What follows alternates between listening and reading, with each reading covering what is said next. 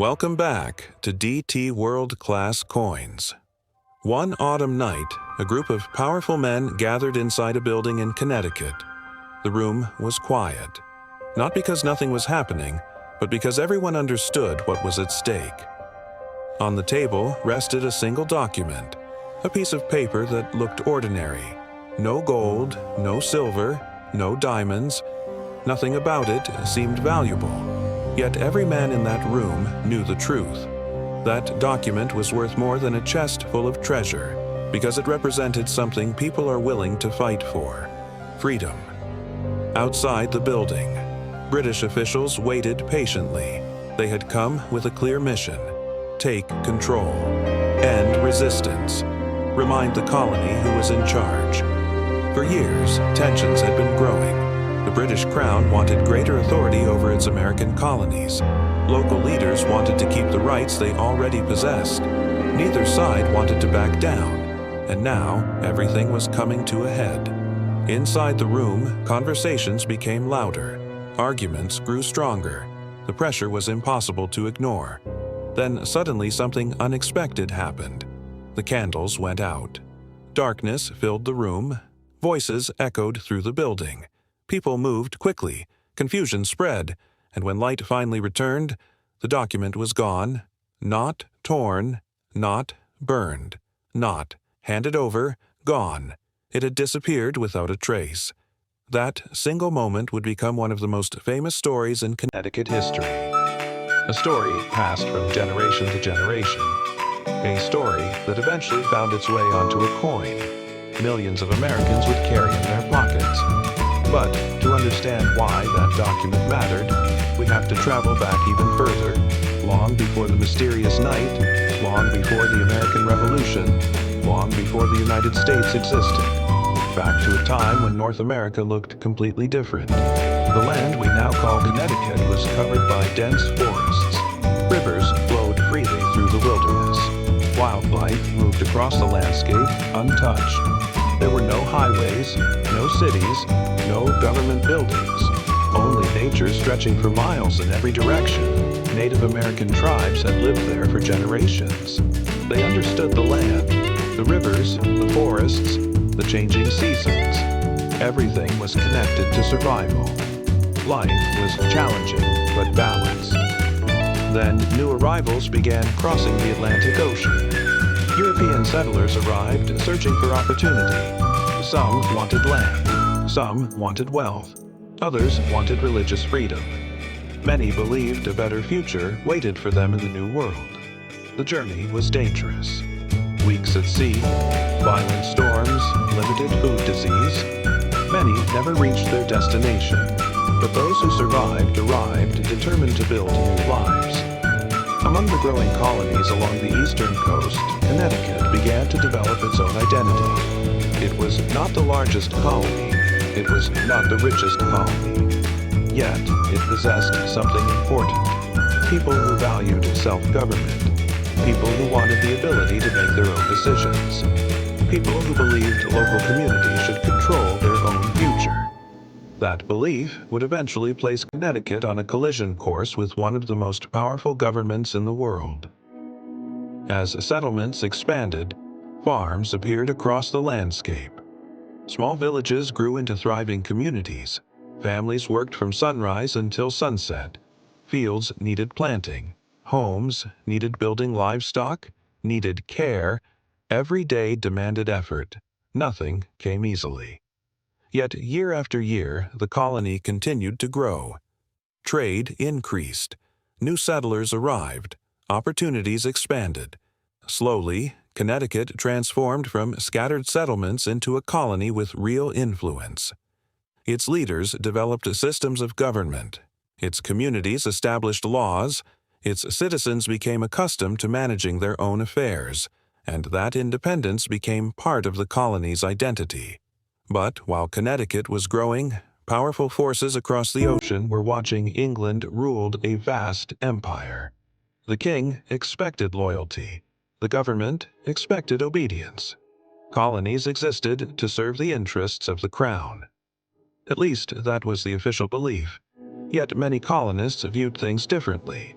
They believed their rights mattered. They believed their voices deserved to be heard. And they believed local government should remain in local hands. For years, these competing ideas existed side by side. Neither side fully trusted the other. Neither side wanted to surrender authority. The tension remained hidden beneath the surface, waiting, growing slowly, becoming impossible to ignore. Most people living in Connecticut could not have predicted what was coming. Farmers focused on their crops, merchants focused on business, families focused on daily life. Few realized they were living through the beginning of a story that would survive for centuries.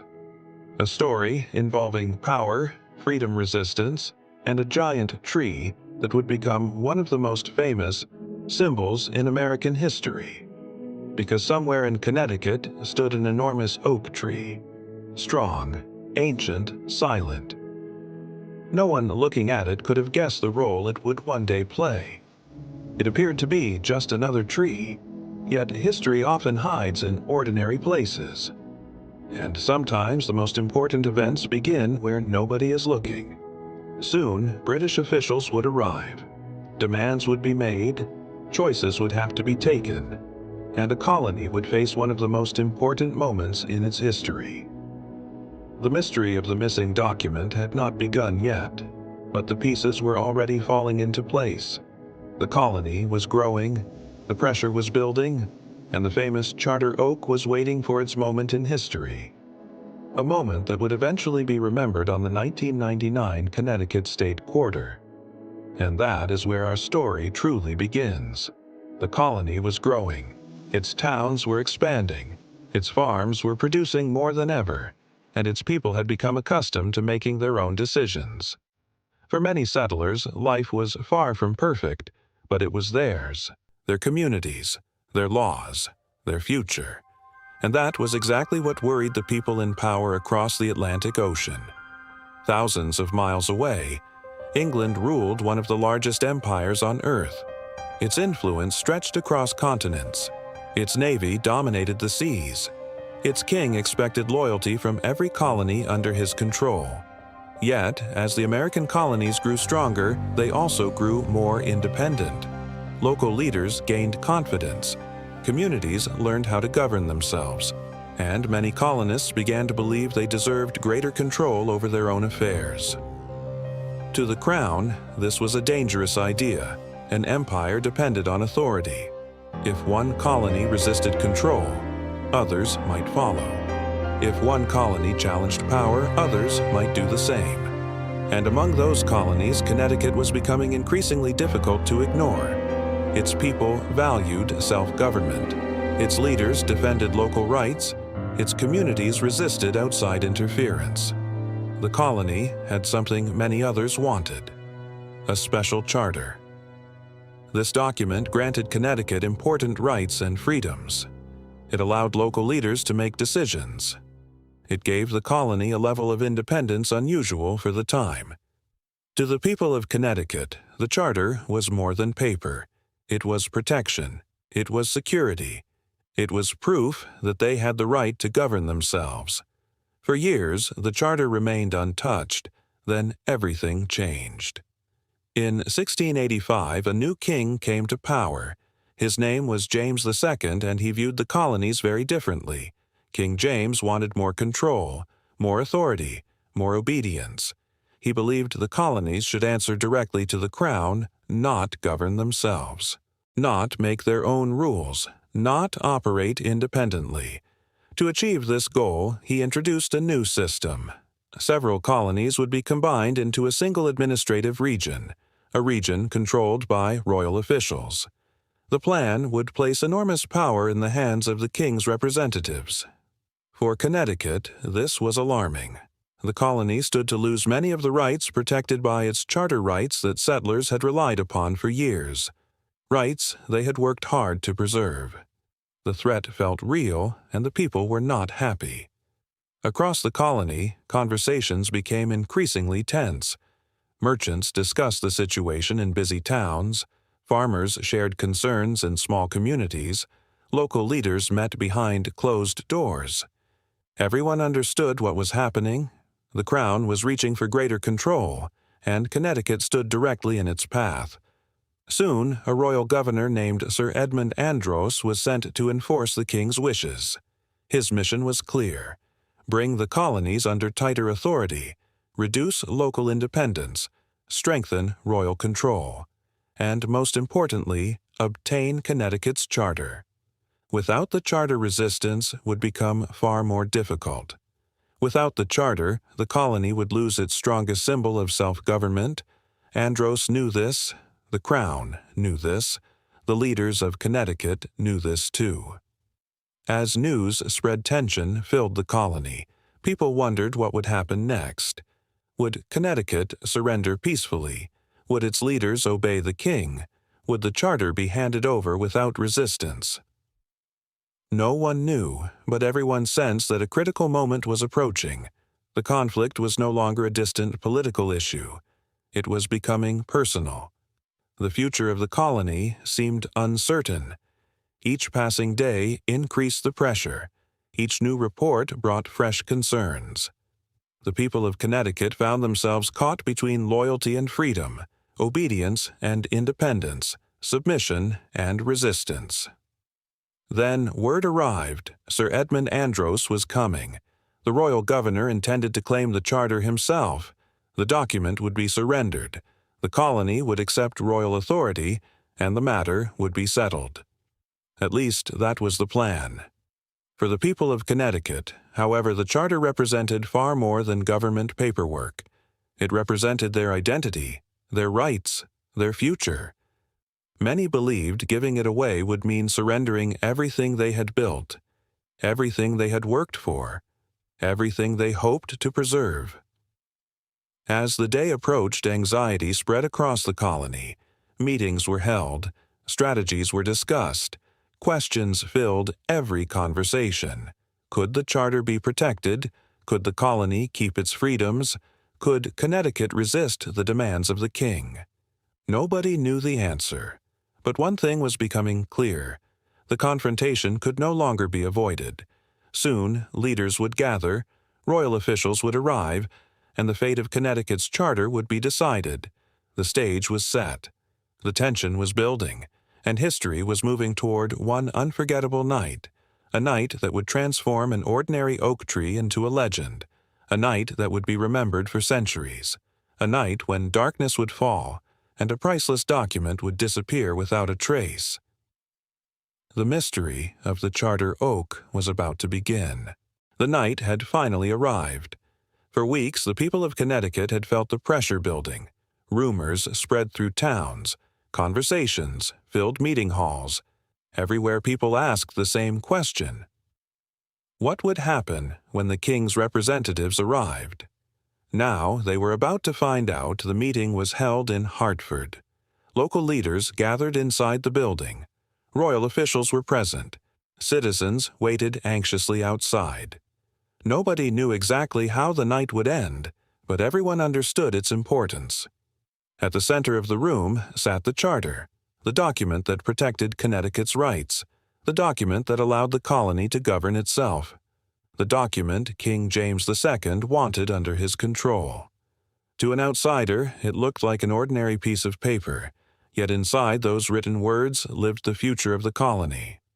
If Connecticut lost the charter, it could lose its independence, its authority, its identity. The atmosphere inside the room felt heavy. No one laughed. No one relaxed. Every person understood they were witnessing a moment that could change history. Sir Edmund Andros had come to claim the charter. As the king's representative, he expected obedience. The colony would surrender the document, royal authority would take control, and Connecticut's special privileges would disappear. At least that was the plan. The discussions began. Arguments were exchanged. Voices rose and fell. Hours passed. Neither side wanted to surrender. Neither side wanted to back down. Outside darkness covered the town. The night grew colder, yet inside the meeting hall the tension only increased. The charter remained on the table, visible to everyone, a silent reminder of what was at stake. As the debate continued, something unusual happened. The candles flickered. At first, nobody paid attention. Then, suddenly, darkness. The room went completely black. For a moment, confusion exploded. People shouted. Chairs moved. Footsteps echoed through the hall. No one could see. No one knew what was happening. The darkness lasted only a short time, yet it felt much longer. When the candles were relit, the room returned to view. Faces emerged from the shadows. Officials looked around. Leaders checked the table. And then came the shocking discovery. The charter was gone. The document had vanished.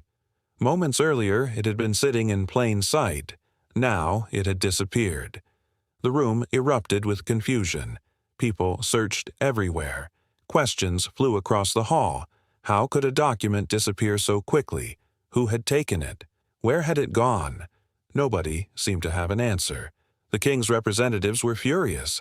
Connecticut's leaders remained calm, but inside many were likely celebrating, because according to the story that survived through the centuries, the disappearance was not an accident. It was a plan. Someone had taken the charter during the darkness.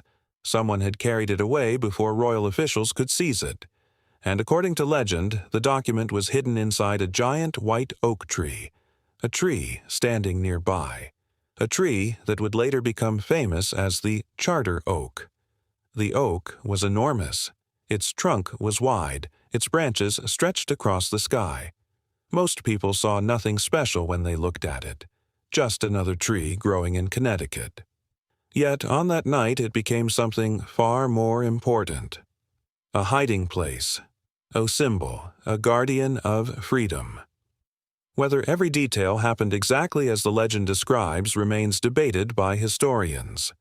Some details may have changed as the story passed through generations, but one thing is certain. The Charter Oak became one of the most famous symbols in Connecticut history. People loved the story because it represented courage, it represented resistance, it represented the belief that freedom was worth protecting, even against powerful forces, even against a king. As news spread across the colony, the story grew. Families told it to their children. Communities repeated it for years. The tale became part of Connecticut's identity.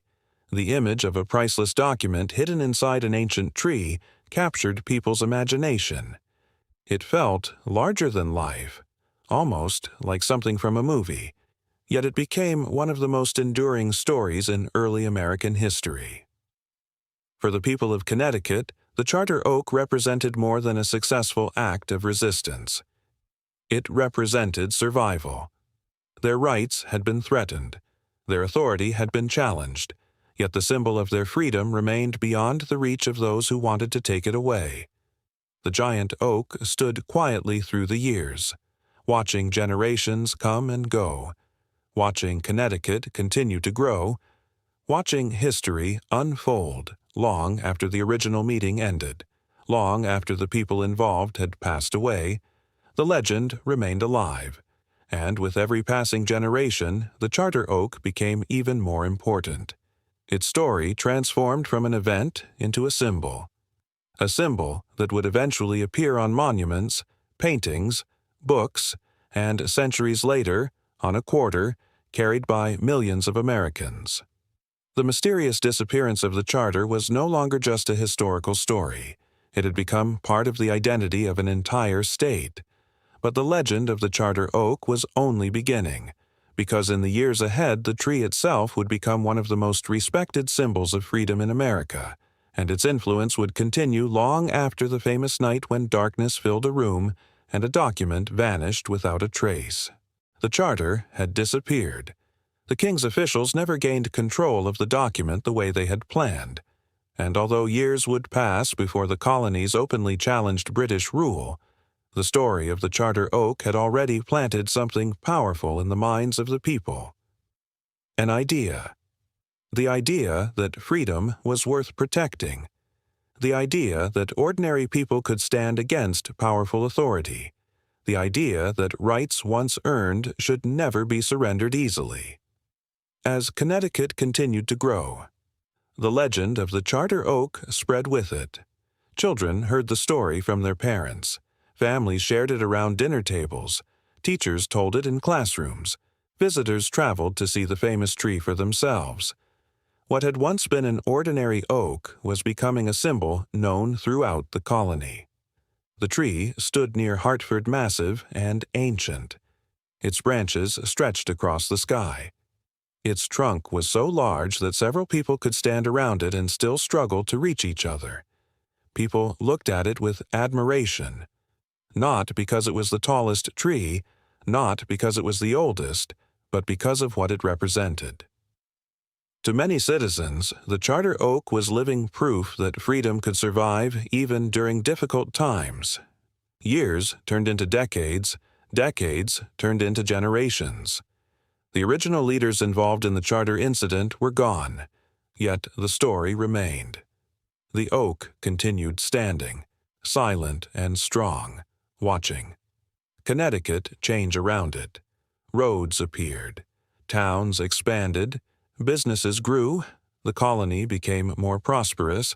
And throughout all of it, the charter oak remained one of Connecticut's most treasured landmarks. Then, new challenges began appearing across the American colonies. Tensions with Britain returned. Taxes increased. Restrictions expanded. Arguments grew louder. Many colonists believed their rights were once again being threatened. The situation felt familiar. Different circumstances. Different leaders. But the same struggle between authority and freedom. As resistance spread throughout the colonies, people searched for symbols that represented their beliefs. The charter oak naturally became one of them. Its story reminded people that freedom often survives because someone chooses to protect it. The tree represented courage, determination, resistance. And those ideas resonated deeply during the years leading to the American Revolution. By the time independence became a reality, the charter oak had already earned a special place in Connecticut history. It was no longer just a tree. It had become part of the state's identity, a symbol connecting generations. A reminder of the values many citizens believed in. Visitors continued coming to see it. Artists painted it. Writers described it. Historians recorded its story. The legend only grew stronger. Then came a shocking moment, a moment that saddened people across Connecticut. In the summer of 1856, a powerful storm swept through the region. Strong winds battered the landscape. Rain poured from the sky. Trees bent under the force of the storm, and after standing for centuries, the charter oak finally fell. The giant tree crashed to the ground. News spread quickly. People were devastated. Many felt as if they had lost a piece of their history. Crowds gathered to see what remained. Some citizens collected small pieces of the wood as keepsakes. Others simply stood in silence, reflecting on what the tree had meant to generations of Connecticut residents. Yet even though the tree had fallen, its story survived. Its symbolism survived. Its legacy survived. The charter oak no longer stood over Hartford, but it remained alive in the memory of the people. Wood from the tree was preserved. Craftsmen transformed parts of it into chairs, tables, frames, and historical artifacts. Pieces of the famous oak found new homes while continuing to tell its story. The legend became even stronger after the tree's fall. People realized that symbols are not defined by physical objects alone. The charter oak mattered because of what it represented: freedom, self-government, courage. Those ideas could not be destroyed by a storm. They would continue inspiring future generations. As the United States grew older, the charter oak remained one of the most respected symbols in Connecticut. Its image appeared in books, paintings, historical displays, and official state materials. Anyone learning about Connecticut eventually encountered the story, the tale of the document, the darkness, the disappearance, and the giant oak tree that became a legend. By the 20th century, the charter oak was known far beyond Connecticut's borders. Historians recognized its importance. Teachers shared its story, and Americans across the country learned about one of the most famous acts of colonial resistance. Then, an opportunity appeared to honor that legacy in a new way, a way that would place the charter oak into millions of hands, a way that would allow the story to travel across the entire nation. The opportunity arrived in 1999, when Connecticut was selected to receive its own state quarter, and when the time came to choose a design, there was one symbol that stood above all others, one symbol that represented the spirit of Connecticut better than anything else. The charter oak, the tree that had witnessed history, the tree that had become a legend, the tree that refused to be forgotten. And soon it would find a new life on a coin, carried by millions of Americans every single day. More than 300 years had passed since the famous night when the charter disappeared. The people involved were long gone. The meeting hall was history. Even the great charter oak itself had fallen, yet the story refused to die. Generation after generation continued telling it, not because of a missing document, not because of an old tree, but because of what those things represented: freedom, independence, the determination to protect what matters most. As the 20th century came to an end, the United States Mint launched one of the most ambitious coin programs in American history, the 50 State Quarters program. For the first time, every state would receive its own unique quarter design. Millions of coins would enter circulation, and each state had an opportunity to tell its story. Some states chose famous landmarks, others selected historical figures, some focused on nature, others highlighted major achievements. Connecticut had many options. It could have chosen its coastline, its historic cities, its role in manufacturing, its contributions to the nation. Yet one symbol stood above everything else: the charter oak, because no other image captured the spirit of Connecticut quite like that legendary tree. When the design was finally revealed, the charter oak stood proudly at the center of the quarter, strong, detailed, recognizable, a symbol that had survived for centuries.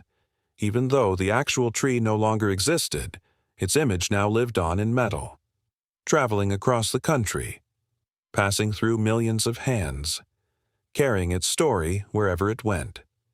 In 1999, the Connecticut Quarter officially entered circulation. People received it in change, stored it in collections, dropped it into jars, and spent it without a second thought.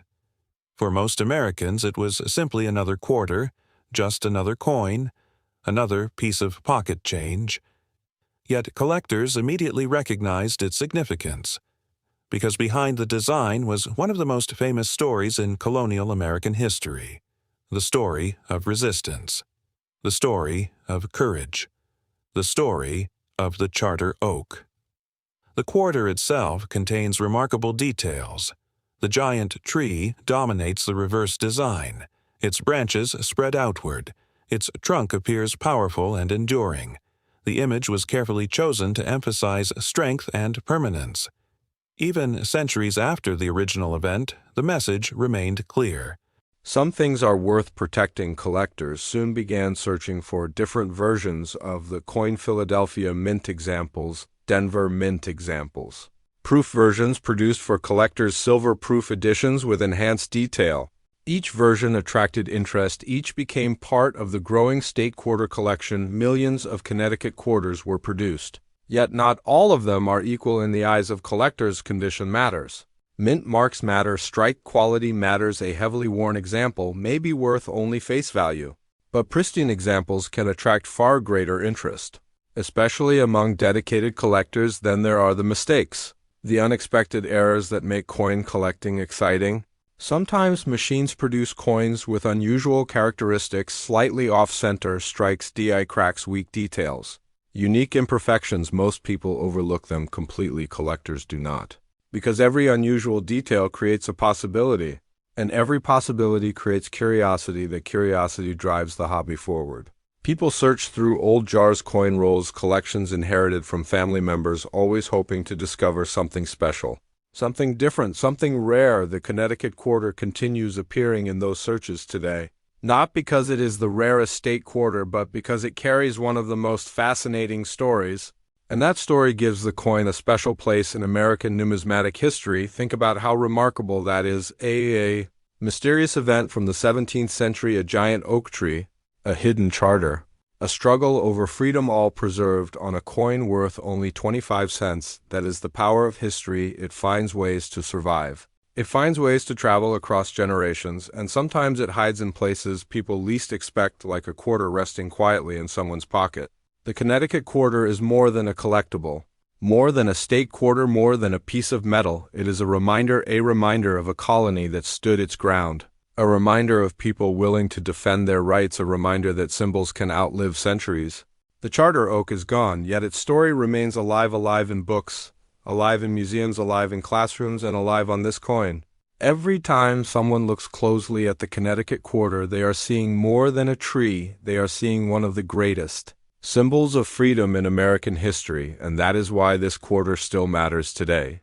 Not because of what it is made of, but because of the story it carries, a story that began in darkness, a story that survived through generations, a story hidden in plain sight, and now that you know the truth behind the 1999 Connecticut Quarter, you will never look at it the same way again.